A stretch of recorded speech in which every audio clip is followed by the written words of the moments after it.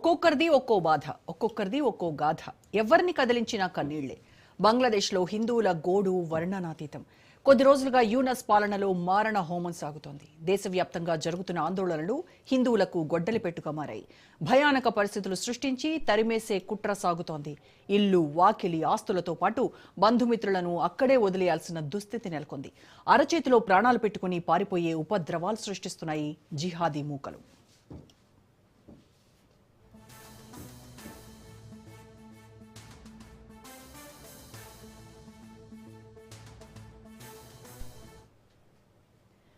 మతపరమైన హింసకు బంగ్లాదేశ్ ఆలవాలంగా మారుతోంది. హిందువులు లక్ష్యంగా దాడులు చేయడం మత ఛాందసవాదులకు పరిపాటిగా మారింది.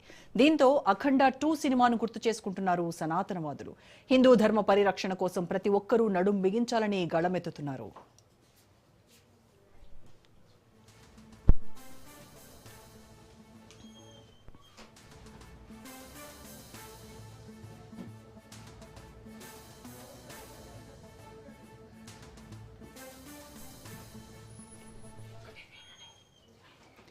భారతదేశం అంటేనే ధర్మ గ్రంథాలయం. ధర్మానికి తల్లి వేరు లాంటిది ఇండియా.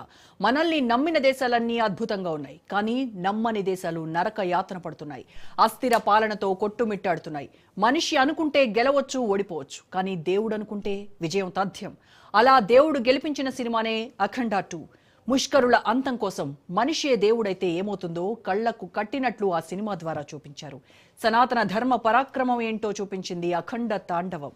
సత్యం మాట్లాడాలి, ధర్మం దారిలో నడవాలి, అన్యాయం జరిగితే ఎదురు తిరిగి పోరాడాలని చాటి చెప్పింది.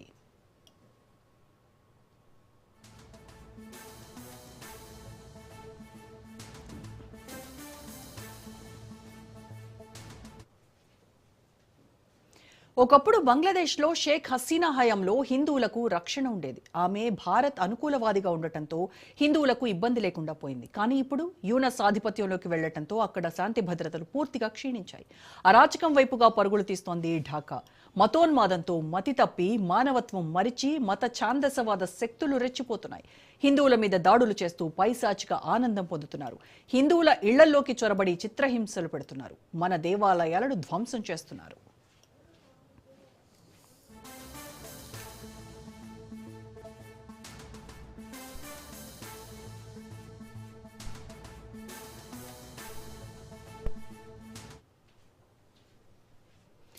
జిహాదీ శక్తులు హిందువులపై కత్తులు, మారణాయుధాలతో స్వైర విహారం చేయడం మానవత్వానికి మచ్చగా మిగులుతోంది. ఆ దృశ్యాలను చూస్తుంటే ప్రతి ఒక్కరి మనస్సు కలచివేస్తోంది.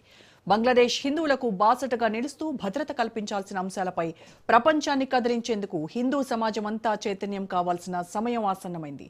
ఢాకాలో వీలైనంత త్వరగా ప్రజాస్వామ్యం, లౌకిక ప్రభుత్వం తిరిగి ఏర్పాటు కావాలని విశ్వవ్యాప్తంగా హిందూ సమాజం కోరుకుంటోంది.